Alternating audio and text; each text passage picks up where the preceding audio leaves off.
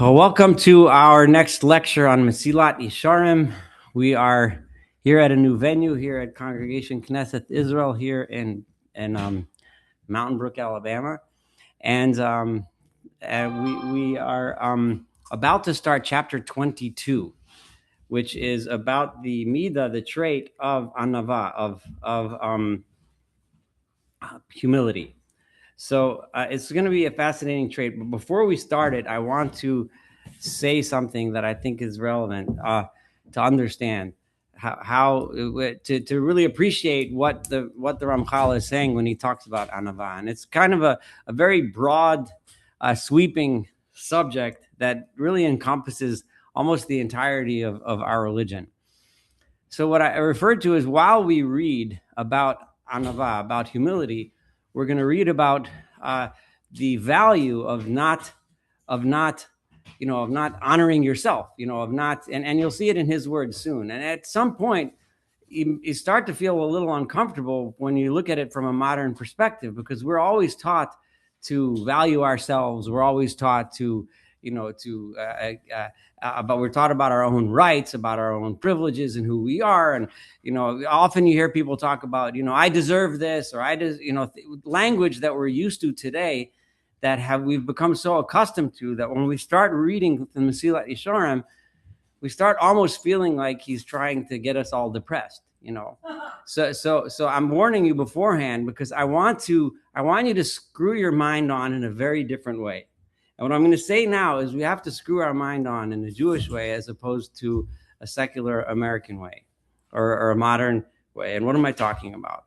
And I was having this discussion with Renee and her daughter a couple days ago, but there's a fundamental outlook, a fundamental difference that really underlies our entire religion. And it's something that people generally don't think about, but it's something that you really should think about. And once I tell this to you, you'll be able to apply it in almost everything that has to do with Judaism and your life in general. So the way we fundamentally think about ethics, when we're all raised in America, when we read Western books about ethics and morals, and when we debate others about ethics, we always talk about rights. What are the rights of persons, of people as individuals, right? Our Declaration of Independence and our Constitution guarantees every human being individual rights. And we're used to thinking of that as a wonderful thing. And it is, right? We all have rights to life, liberty, the pursuit of happiness, etc., however you're going to say it. And then, does a person have a right to choose their own religion? Does a person have a right to free speech? Does a person have a right to healthcare? And the debate continues, and we can all debate what our rights are, right? And to which individuals do we extend these rights? Do we extend these rights to people with different race background, different religious background, different sexual orientation background? Where do we extend those rights? This is the conversation that we're used to having. As Jews, we need to stop having that conversation. We have to take that conversation and put it in the corner. We have to have a completely different conversation. And that is, the Torah never talks about rights. And I'm pretty sure this is true. And if anyone can find a source to tell me otherwise, please do so. But I'm pretty darn sure that in all of Torah, Nevi'im, and Ksuvim, we never find a discussion about any human being having rights. We talk about, well, you mentioned obligations. I'm going to use a similar term, but call it responsibilities, right? All of us look at the world in the sense of, what are my responsibilities? What are my responsibilities to the world? What are my responsibilities to the planet? What are my responsibilities to other human beings? Am I responsible to other human beings that are different from me in the same way that I'm responsible to the people that are the same as me, the same ethnic group?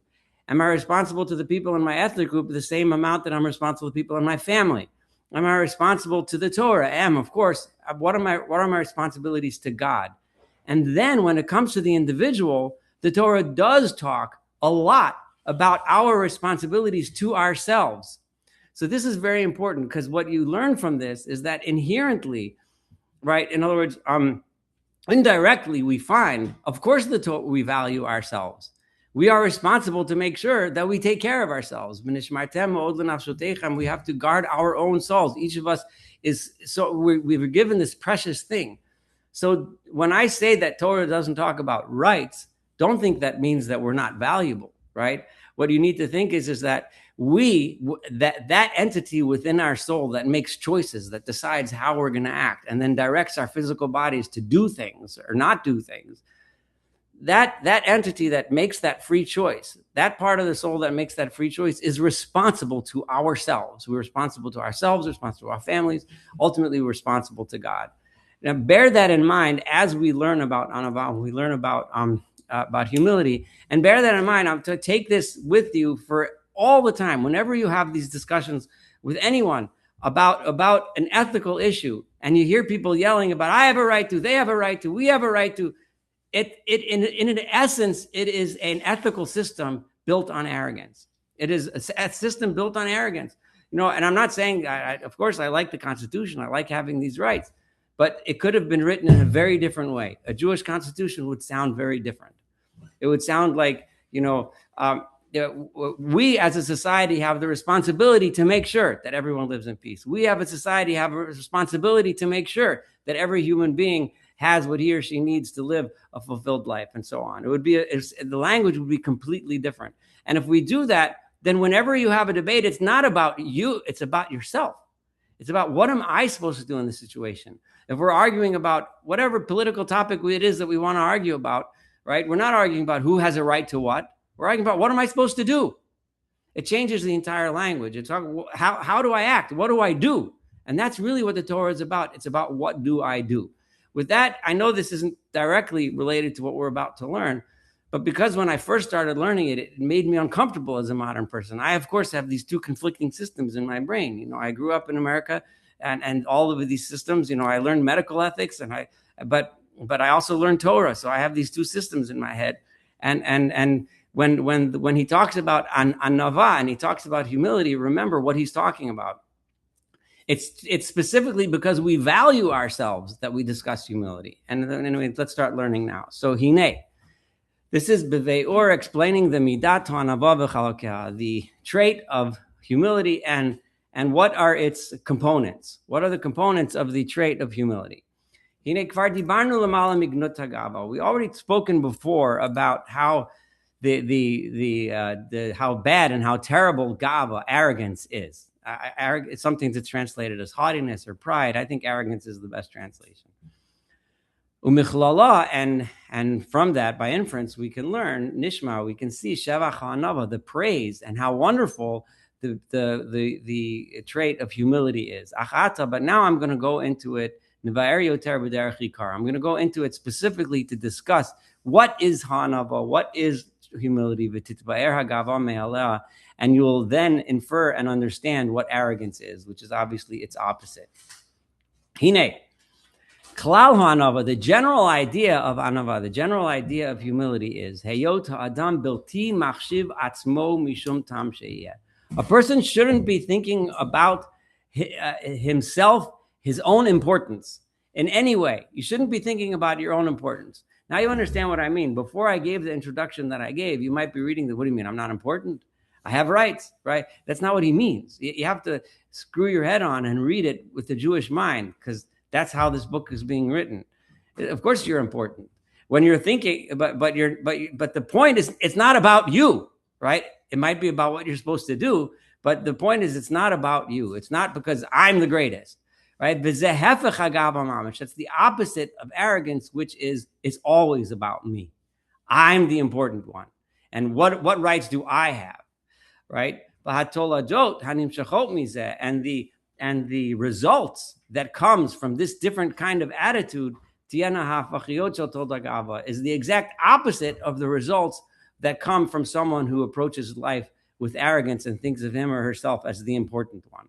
I mean, just think of any interpersonal conflict that any one of us has ever been in our lives. If two people walk in and all they're thinking about is their own approach and what's important, I need this and I need that and I'm right about this and I, what's going to end up? We know where that conversation is going to end, right?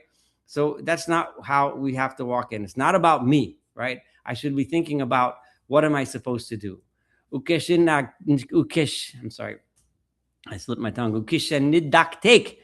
And when we look closely into this nimsa, we find it depends on two things.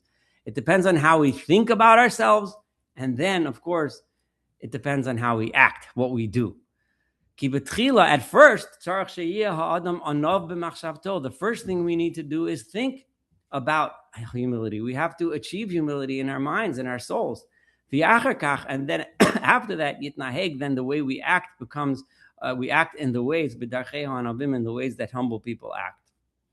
Because if you think about it, if a person is not truly humble in his own heart and his own soul and his own mind, but he wants to act humble. I'm sure we've all seen people do this before, right? Where they act and pretend that they're being humble, but they're not humble. Everybody knows how arrogant they are. It'll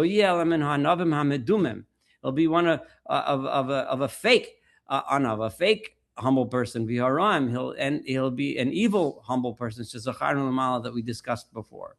Such a person is always thinking about himself, and he's trying to use his way of acting and pretending that he's humble in order to get what he wants, right? In order to say, "Oh, look, I didn't want to be here. I'm sitting in the back," but meanwhile, we know he's all constantly scheming for his own benefit. Shein miklal hatzivuim. These are the kind of people who are a tzivua, is a person who is deceitful but a hypocrite, like a person who talks one way but acts another way. These are the worst of the people on this planet, in this world. Let's describe these parts. Let's discuss it. So we're going to discuss the anava, the humility in thought first. In other words, when he says machshava here, he's not just talking about our brains. He's talking about our personalities, our character. How does one instill humility in one's own character? So the first thing is, a person needs to think, and he needs to realize and make it something truthful, something that he really knows truthfully in his heart. That praise and honor are not something that he deserves, are not something that he's supposed to have. That language needs to be extirpated. The idea that I deserve to be honored, I deserve to be the one that has these great things because I'm great, that needs to be knocked out of your character. Kol shekain hahisnaseh al shar bnei mino. Certainly that I should be, not just that I deserve all these great things, but I deserve to be greater than him and greater than her because I'm the smartest, I'm the strongest, I'm the richest, I'm the whatever, fill in the blank, right? If you think, and this is really, and we're going to see carefully if we analyze his words, al shar bnei mino, the real test for whether or not the person is for real is when you could think to, it's very easy to think to yourself, okay, I'm humble. But how do you act towards other people, right? That's the test, right? If you're humble, but you still think you're better than the other guy, that's the test. That shows that you're truly not. And how do we know this? Because if we can look at ourselves honestly and we realize we're not so great. We all have flaws. And when we recognize that we're all flawed, we're not so perfect, and we make a mistake, if people talk about this by surgeons, but I experience this all the time. You do something, you think you're the greatest, and then you get to a situation where you don't know what to do next. We all have flaws, and we all need to, and we'll see this in a moment, come on to other people for help, right? So no matter how great we think we are, no matter how high up we are on the scale of whatever you're measuring, there's always going to be a point and a time when you need someone else to help you, right? And it's even true when we think about the things that we have already attained. So what do I mean detailed about the things that we're missing? What am I referring to when I talk about the things that we're missing? Pashadu, it's simple, it's obvious, right? It's impossible that there should be a person, no matter how high, no matter how lofty, no matter how great the guy is, that he shouldn't have faults. There's no such person, right? Whether they're faults in his natural characteristics, his character traits that he has, that he or she was born with, or things that he got from his family and his relatives and his upbringing, or other circumstances that occurred to us in our life that happened to us, either injured us physically or emotionally, or set us on a bad path, or influenced us in a bad way. Or because of the actions that we did. Because all of us, even if we had the most perfect upbringing and every single bit of our DNA is 100% perfect without a single mutation, right? And everything about us, and we've never had a negative experience in our life, right? The bottom line is, Ein Tzadik Bar, as it says in Ecclesiastes and Kohelet, there's no such thing as the righteous person that never did anything wrong, that never made a mistake. If we look at ourselves and realize that, these are all flaws that a person has, that if we think about them and contemplate them, we would recognize that we have no place thinking that we're better than others. It's such a crucial point. It's a simple point, but it's one that we unfortunately forget all too often. I feel even if you have a lot of character, let's say you are really smart, let's say you are really talented, let's say you are really whatever, right? But the bottom line is, you still are missing things. You still have a lot of room to improve. Right? There's plenty of issues and flaws that you have. And no matter how high you are, those flaws are going to be enough to counteract those great things that you think you are. The biggest one of these, and I wonder what you guys would think if I asked you, what is the biggest character trait that's the source of the biggest arrogance? I'll just throw out a few of them: wealth, beauty, strength, talent, wisdom, intelligence. I don't know. If you could think of more, think of more. I'm just throwing out things. Which one makes a person the most arrogant? Insecurity. Yeah. Because you have to prove to somebody. Well, insecurity is what did you say? Power. Yeah. Insecurity is what makes you arrogant in all of those things, right? And so, but which one of those traits, which one of those traits makes a person the most arrogant? Well, he's about to say the answer to that. The Ramchal claims it's wisdom. You think you're smarter than everybody else, right? Right? And not the other ones could have the similar pitfalls, but but wisdom is the biggest pitfall when you think you know more than everyone, right?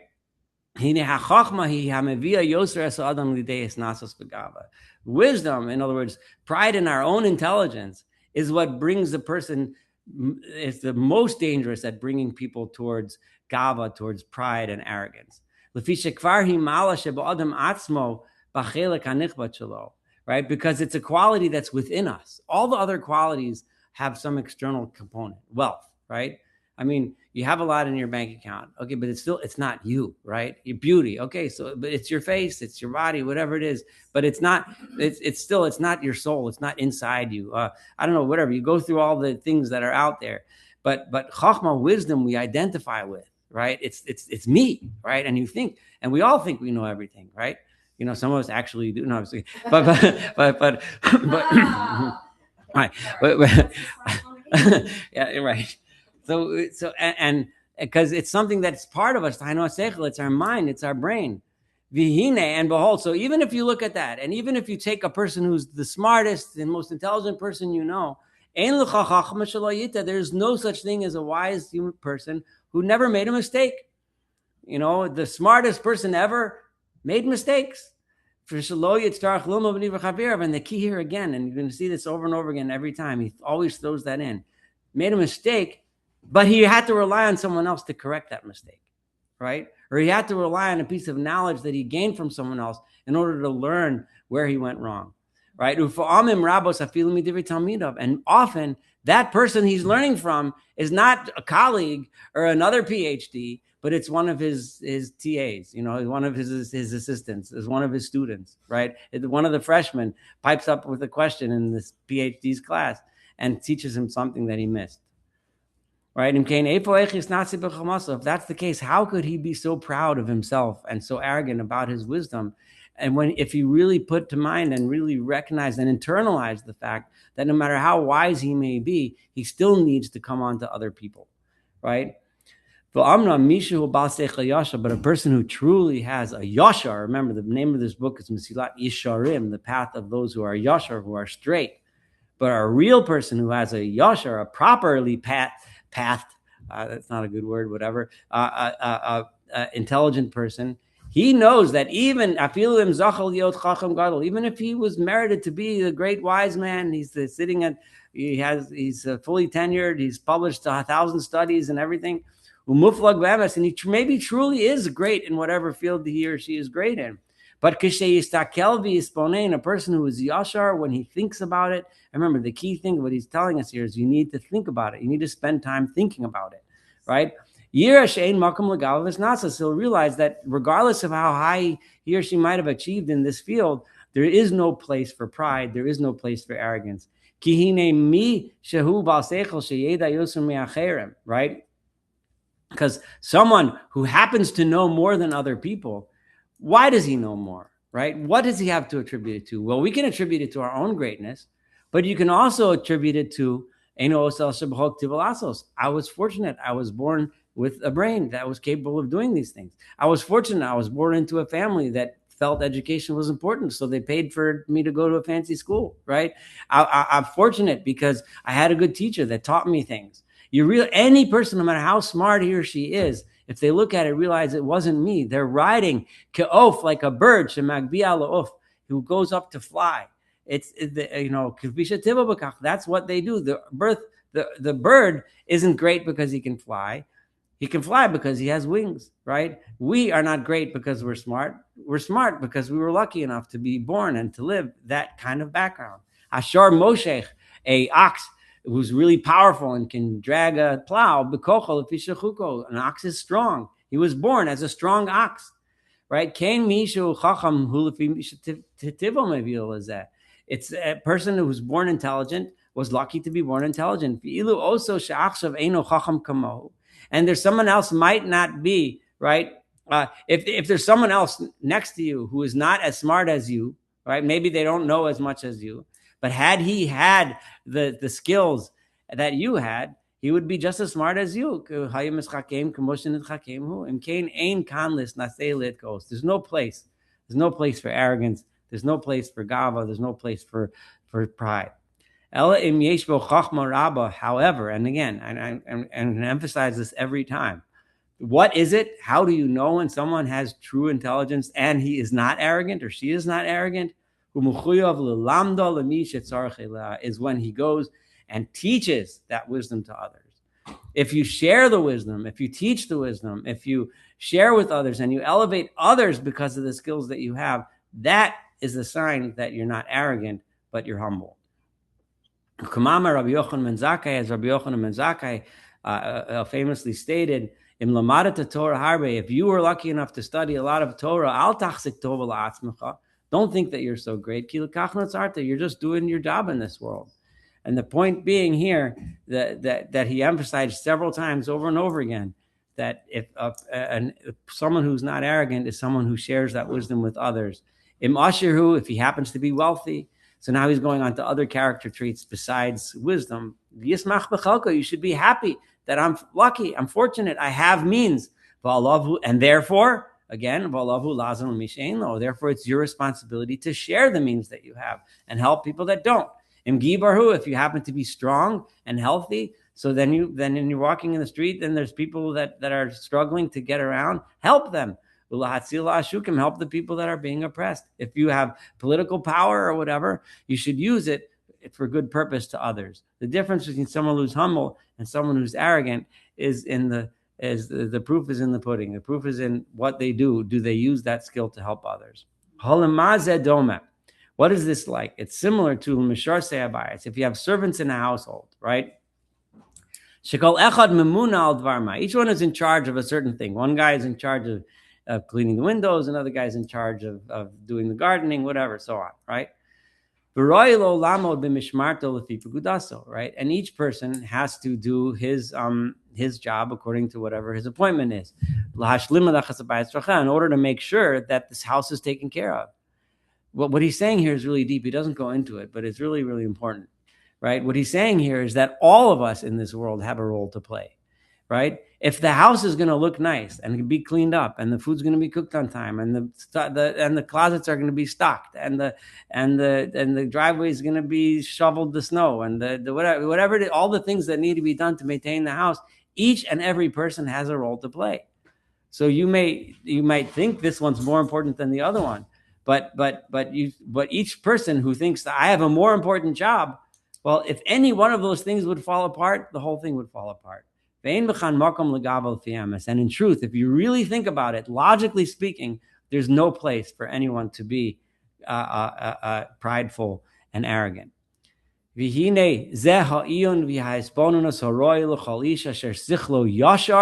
uses the term from the title of the book, right? This is the kind of thing that's worthy for this type of thought process, this type of contemplation, this type of personal meditation is what any person who has a proper mind, who's thinking straight, and is not thinking in a twisted way.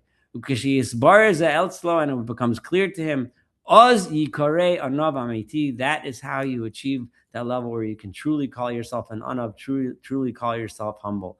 Because the person is in his inside. So it starts with the inside. It starts with what's in your soul. Similar to what King David said to Michal, and I was lowly in my own eyes. That was the key to his humility. And the rabbis say in Masachat Sota, they say, Kama gedolim nemuchei ruach. How great are the people who are lowly of spirit, people who are truly humble. Shebizman shemeis hamikdash kayam, at the time when the temple stood, adam makriv ola, if a person would bring a burnt offering on the altar, so he'd have the merit of the mitzvah of bringing the ola. If he brought a mincha, which is a flour offering, an offering of grain, then schar mincha biyado, he would have the merit for bringing an offering of grain. But a person who is humble, of the Torah considers him at it's above and beyond any kind of sacrifice or any kind of ritual act that you can do, is be humble. Better than the zivche, better than all the sacrifices that you can bring to God. And nowadays that would be any ritual that we do. Way better than any ritual is a broken soul, a broken spirit, a person who's humble. Here we have praise of people, and it's not an action. The Torah said that the verse in Tehillim there is saying it's not an action that makes them better than the people. It's saying it's better than action. A person that has a lowly spirit, a humble spirit. And then similarly, we say v'chein amru od. I'm going to finish this discussion on the thought part before we get to the action part, and then I'll stop for questions and comments. They also say further on, Lo mirubchem mikol ha'amim. I didn't choose you, the Jewish people, right, because you were the largest people, like you had the biggest population. Amar HaKadosh Baruch Hu, right? And the Gemara says, we recently learned this in the Daf Yomi. Banai, my children, ani choshek bachem. Right, I do desire you. Sha'afilu kishani mashpia lachem gedula. Even when I make you great, atem ma'atim atzvchem lefanai. You still make yourself small before me. Right, nasati gedula li Avram. I told Avram. We know in Lech Lecha, God tells in the beginning of the Parshat Lech Lecha, God says, Avram, Abraham, go to the land, and I'm going to make you into a great, great nation. And what did Abraham respond? What did Avram Avinu respond? Vanochi offer ve'efer. I am like dirt and ashes.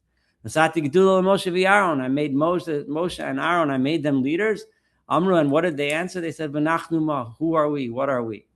This is the kind of things, this is what God wants from us. Nasati gedula David, I gave greatness to King David. Amar, and his response was, V'anochi talas v'lolish, I'm like a worm and not a man. Kol zeh, all of this comes mima she'ein halev hayashar maniach atzmo lehitpatos. This is an important point. A proper heart, a proper soul, a person that's really thinking straight, doesn't allow himself to be seduced, mishum ma'ala, because of some great trait that he has. Right? He doesn't allow himself to think, "Oh, I'm the greatest at XYZ." When he gets an award or an honor at the annual synagogue dinner, he doesn't let it get to his head, right? Because this is because he knows in truth this virtue, or whatever it is he's being complimented for, doesn't make him a bit better. His essence doesn't somehow become better. He doesn't somehow become a person that doesn't need others to help him. He doesn't all of a sudden become someone who can rest on his own laurels and just relax in being the best. It doesn't work that way, right? Because he knows he has a lot of other things to work on. He has a lot of other problems. He has a lot of other defects. And it's impossible. These things are part and parcel of who he is. Even in those things he's being complimented for, or those things he might want to stop and be proud of himself about. He still has not, he can still grow. And as long as you're constantly looking at your responsibilities, as I started with, you're constantly looking about how much more I need to grow. Yeah, sure, they're giving me a pat on the back because I did this great deed. But look at what else there is to do. Look how much more I need to do. Look how much more there is to be done. And we think about great people in this world. That's how they always thought. Imagine if the great people in history, as soon as you gave them, they reached the point where they helped a lot of people, they stopped. That's not a great person, right? It's a continuous. It's gone until you're 6 feet under. You keep going, And then even if you didn't have, let's say you didn't have any other flaws. Let's say you actually were perfect. The bottom line is you're a human, right? Basar v'dam yuladisha. You were born of a woman. You're made of flesh and blood like everyone else. Die, and you can simply look around and realize that how small we are, how puny we are in the grand scheme of things. We talked about this a lot when we studied Rambam together, those that were in those lectures with me, and recognizing how tiny, tiny, tiny we are in the grand scheme of history, in the grand scheme of the universe. Dailo zeh v'hoseh lebchis l'griyas. That's enough to convince you how small we are. So even if the theoretical person did walk along, that actually was the smartest person in the world and actually had all the attributes, right? And didn't have any flaws, or at least, noticeable human flaws. He's still a small, plain old person. And ki hare kol malashu masig, no matter how great he does, eino ela chesed el Allah. Where this perfect person, or those of us that are not perfect, the things that we do have, ultimately, where did it come from? It came from the Creator. And this is really the bottom line of humility. And I say this often, and I truly believe that the fundamental underlying theme of the entire Torah is that by recognizing that there is a creator, it introduces and leads us to humility. By recognizing that it's not, by recognizing that there is a creator to the universe, we realize how small we are and how much we're at his whim. At any given moment, just the same way he brought it into existence, he can end its existence. Alexander the Great, the most powerful person in the world, could be a nobody in 5 seconds if God decides that's how it should be.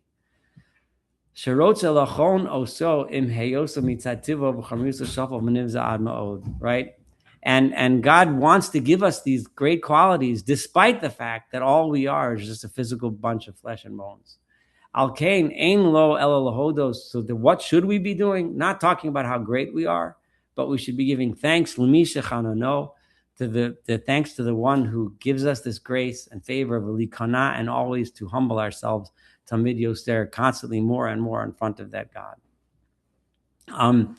There's still a lot more when he's talking about the thoughts. He doesn't let up on this subject. So I promise I will stop for comments, but I'm going to keep rolling another few paragraphs. Holamazadoma, this is another comparison. La'ani ve'evyon, this is a comparison to a person who is impoverished. Shemikabel matana b'chesed she'iyef shelo. And she'iyef shelo shelo yevosh. If you go to someone in the street, there's a huge amount of shame that the person feels in needing to come on to others that have to help him or her, and no matter, and if you keep bestowing more and more favor, the person, obviously he appreciates the favor, like we appreciate the things we get from God, but we should also feel more and more ashamed, like, who am I to get this? And some of us, and I've certainly felt this at certain points in my life, things just work out really, really well, and you have opportunities to accomplish tremendous things, and you just wonder, like what did I do to deserve this? What did I do so good that I deserve something so wonderful, and such an incredible opportunity. And so there's like, it's a mix, it's a complex mix of shame and satisfaction. This is how it should be, b'chol adam, with any human chain. Imagine the arrogance of a person who accepts a gift from someone else and thinks, I deserve it. Accepts a compliment from someone else and says, yeah, I know I'm great, right? That fundamentally deep arrogance is something we could smell from a mile away. The person who you compliment and then they say, I'm great, I deserve it. Like, you just want to, it's infuriating because that's like the worst of the worst. That's as bad as it gets. A person who thinks that he or she deserves a compliment. What you want to hear is humility. Thank you for the compliment. Or thank you for the gift, or thank you for the help that I needed when I needed it. And you feel a certain sense of shame because, it's not a bad kind of shame, but the kind of shame is not necessarily, yeah. It's the word he uses, boshes, which is shame, but you're right. It's not a good word, but it means you feel humility. You feel humbled by it. Like he didn't need to do this for me. He could have just left me on my own, and I never would have accomplished this. But I feel incredibly lucky that somebody did this for me. Not I deserved it. Anyone who's eyes are open, to see himself while he is achieving these great levels. And he's describing now also a person, not also, but primarily a person climbing spiritual heights. He's learning Torah, he's studying, he's praying, he's doing all kinds of good, wonderful things, and he's climbing these heights. There's two kinds of people. One of them says, look how great I am, look how great I am. And the other one is constantly climbing the heights and realizing how much he's missing, how lucky he is to have achieved the level that he's at, and how fortunate that God gave him this opportunity. Never thinking that he's great, always realizing, how much more needs to be done. Like as David said, how could I even answer to God for all of the kind things that he's done for me? He's constantly doing these kind things, constantly giving me these opportunities. And we've seen Chasidim Gadol and the great pious ones of the past, that they were punished when they thought that they themselves deserved greatness, that they themselves deserved these compliments. Even though these were pious ones.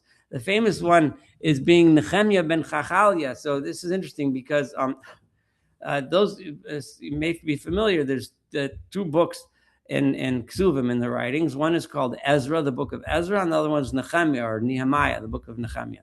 They both deal with the subject and the time period when the Jews entered the land of Israel in the beginning of the Second Temple period. And those two, Ezra and Nehemiah, were two of the primary leaders that helped bring the people back and so on. Nowadays, we divide it into two books. There's the book of Ezra, the book of Nehemiah. Classically, in the time of the Gemara, they were one book, and they were called the book of Ezra. There was no book named after Nehemiah, despite the fact that Nehemiah, or Nehemiah, as you'd say it in English, was a great leader who achieved a tremendous amount in the redemption of the Jewish people and the building of what eventually became the Second Commonwealth, if you will. But the book wasn't named after him. So why didn't they name a book after Nehemiah? So Chazal and Sanhedrin tell us because he claimed credit for himself. He in his writings, and he would say, God mentioned me for good, and therefore I'm great. I think I forget the exact language, something like Elokim Zachar li Latova or something like that. Somebody can correct me and give me an exact quote. But so because of that, they didn't name the book after him, despite all of his achievements. You think you deserve it? No, that doesn't work. No, then you don't deserve it, and we're not going to name your book after you, right? V'chein Chizkiah Amar, similar by Hezekiah, when he said, "Hinei l'shalom marli mar," peace is bitterness for me.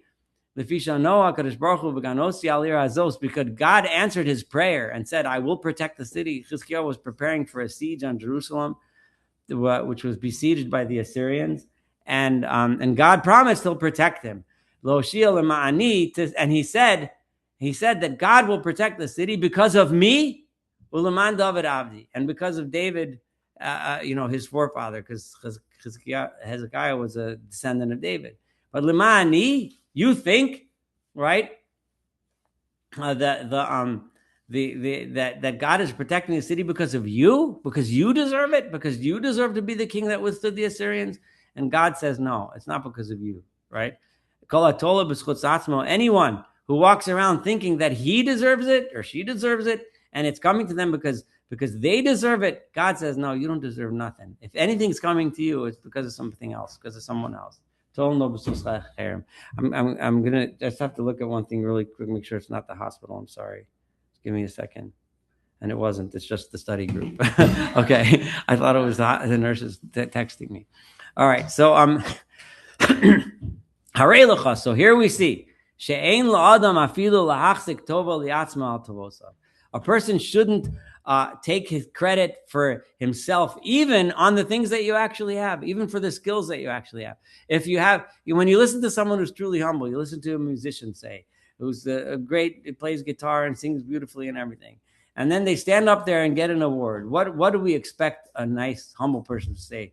I thank the person that taught me guitar. I thank my parents that when I was little and they made me take the lessons, and I'd rather run outside or whatever. I thank so and so for the guidance that he gave me. I thank my producer for all the good advice. I thank my wife for helping me. Thanking other people. That's what a person should do, right? Imagine if a guy got up there and gets an award and says, I'm the greatest, I deserve this, right? And therefore, thank you guys for giving me, but I knew I deserved it anyway, because I know I'm great, right? Yeah, and it's like, I mean, there are people like that, but most of us find it difficult to get along with and respect such people. It does. Not just parent. I mean, we're kind of designed that way. You get awards, Mm-hmm. strive to do better, you get it's. All right, Yosef, I'm going to let you talk, but make sure your microphone's working. Is it working now? Oh, yes, perfect. Go ahead. Yeah, I changed phones. So first of all, on the personal level, I'm so happy that you think, that I think like you, but because I've always told people about I don't believe in human rights, I believe in human responsibilities, and it's a very big problem because I'm part of the committee for the Holocaust commemoration service and all that, and that they don't accept it, so that's their problem. But I said, like, the most serious example is I don't deserve to get paid by my boss. My boss has a responsibility to pay me. And on a much broader community level, also what you said about responsibility, there are two things that the American way many times conflicts with the Torah, but unfortunately, so many of us always follow the American way. So, for example, treating a terrorist in a terrorist attack because he also blew his arm off, according to the Torah, you don't treat him at all. Who cares about the Hippocratic oath? And I don't know. Maybe I'm exaggerating, but no, halachically, you treat your own first, but we do treat right. So if you have only 3 doctors and 2 paramedics, you if you want to first read, deal with everybody else. You don't treat them by the seriousness of their wounds, and maybe on the same level, but that's even at the provincial, state, or country level. The freedom of religion. If the majority of our city is worshiping Satan or sacrificing goats or doing all kinds of pagan things, they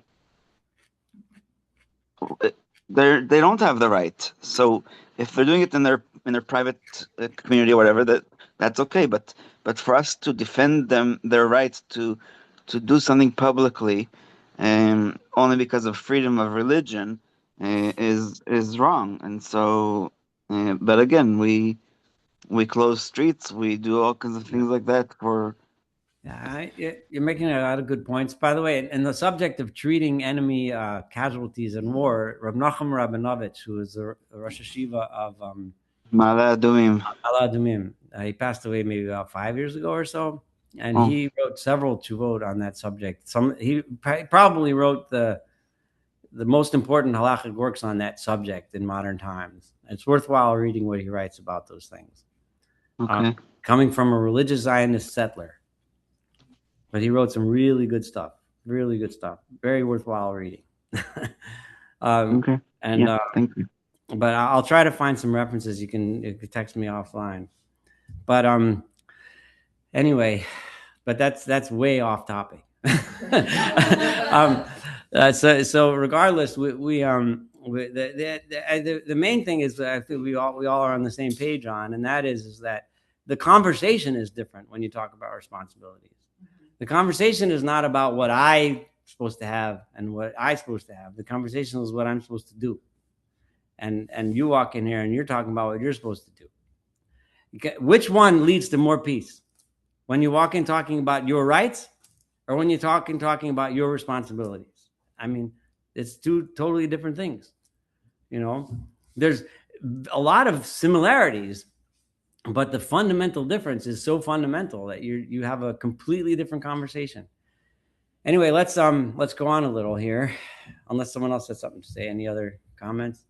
Okay, so v'amnam, all of this, right, is important, right? All these things you need to think about. Someone who wants to be Avraham, like Abraham, Moshe, like Moses, Aaron, like Aaron, David, like David, and all the other pious ones of the past. But that was them, right? So who are we in compared to them? We're like orphans, the sons of orphans. Right? We don't need all of this, right? Because for them, maybe it was hard to find deficiencies. So they needed to look, and look at God, look at things. For us, we got plenty of deficiencies.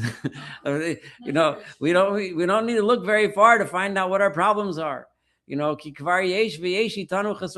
plenty problems. None of us have to really spend a lot of time trying to come up with what's wrong with us. If we want to know how lowly we are, trust me, you can figure it out really fast, right? Right? So our wisdom, it's like nothing. Well, we think we know everything. We don't know everything. We're not even close to everything. Even our AI doesn't know everything. We don't know anything. The greatest wise one among us is only like a student of the students of the people from the earlier generations. And does he mean here that they had more scientific knowledge? No. But does he mean here that they had more knowledge of the intimacy of the relationship with God? That's what he's referring to. We need to know that. We need to understand that. And we shouldn't let our hearts become full of pride for nothing. Right? We have to recognize Shadatenu Kala, our knowledge is weak and light.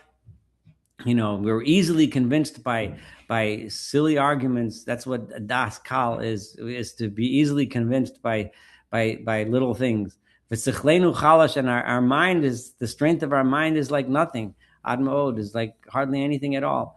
Hasichlas Rabban, there's plenty of stupidity among us. And he said that 500 years ago. And now it's like that plus a million times more. Right? Just get on your favorite social media platform and you'll be convinced in 5 seconds. And people mistaken. People are putting out their fake news all the time, right? Hatos, all this mistakes, the things that are errors, things that aren't true. That which we do know is just a tiny bit. We know a little bit. Yes, the body of knowledge that humanity knows now is colossal and way bigger than those days. But the amount of knowledge and the percentage of that knowledge that each of us as an individual knows is minuscule. It's nothing, So how could we be proud? It's not worthy for us to be any type of arrogance, and it does translate best to shame, but I still agree. Better word. Thank you. Still a little bit like shame, but better than shame. Okay. It's because I don't think it's just that's the word in Hebrew, but I don't know. Shame just has a connotation. Yeah, when it comes in English, it doesn't. Yeah. Mine's got shame and lowliness. All right. V'zeh pashut, and this is obvious. So all of this really ends section A of chapter 22, which is discussing on how to change the hearts and minds, or the heart and mind of ourselves, right? And how to approach ourselves and how to think about ourselves. The next part is going to talk about so how that changes the way we act in our lives. And there's going to be some examples again that he gives that might rub us a little bit the wrong way, but I think if we think about it, we'll understand the context and understand what he's trying to say.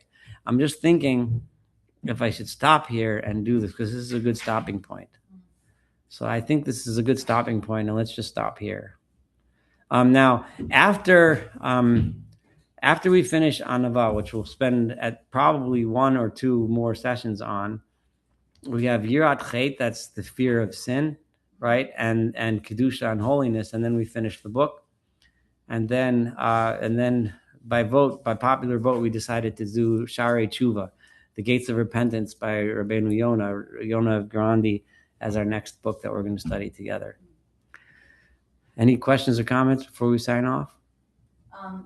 This kind of just reminds me of, it's kind of a health trend, but like having a spirit of gratitude. Just be grateful for what you were given and the life that you had, or, the fact that you didn't go through this door, you did that door, or you were born to that parent, not this parent in this country, in this century. Yeah, gratitude only makes sense to someone who's humble. Yeah, for sure. If you're not humble, then you're not going to have gratitude because you just think you're the greatest. Yeah, for sure. And then I feel like I need information from you on that, because I feel like you're more of the expert in the... Well, it's kind of funny because today I was working with a patient on pride, issues that really boil down to pride. And, you're offended very easily if you're defending your pride all the time. Yes.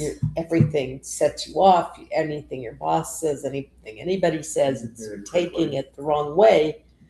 And this, turning your attitude of, turning it around. And but our society doesn't operate like that, unfortunately. Mm-hmm. Yeah, it's interesting because when I've studied this before, not in this context, but the Medot of Anvad, just studying it, talking about that humility is that midpoint, because you don't want to be too lowly, because then you're only thinking about yourself and how everybody else is offending you. And that's the hypocrite that he was talking about. Yeah. And you don't want to be too prideful because you're only thinking about yourself, and not anybody else. Well, I think also we've talked about this before, and I don't know which class, but the idea that idea of lowliness, being lowly, and the humility is something does not mean you don't recognize your talents and your abilities. So it's not, taking yourself down. It's recognizing yourself in the big picture. Yes. So that you're part of a system, right? Yes. You're part of a system. It's not all about you. Yeah. And I think that's really important to remember. That's why I started with my little introduction. Yeah, for that reason, so people shouldn't make that mistake and think we should all just go and get depressed and go get some Prozac, Right, because that's not what it's said. That's not what he's not intending. Yeah, it's a shame that the word humility, or not humility, but humility and humiliation are so close to each other, because I feel like that's where people go. It's the connotation of humility. That's what people think about. They don't know what real humility is. Yeah, exactly. Right. It's tied together because the words are tied together. Yep. They should teach Latin in schools again. Setter. Good point. Many people man. I'm going to end the recording here. So thank you very much for participating. Thank you, We can Saul. continue the conversation in person after I turn it off, but it was really, I appreciate everyone. And even those of you that are watching later the recordings, thanks for participating.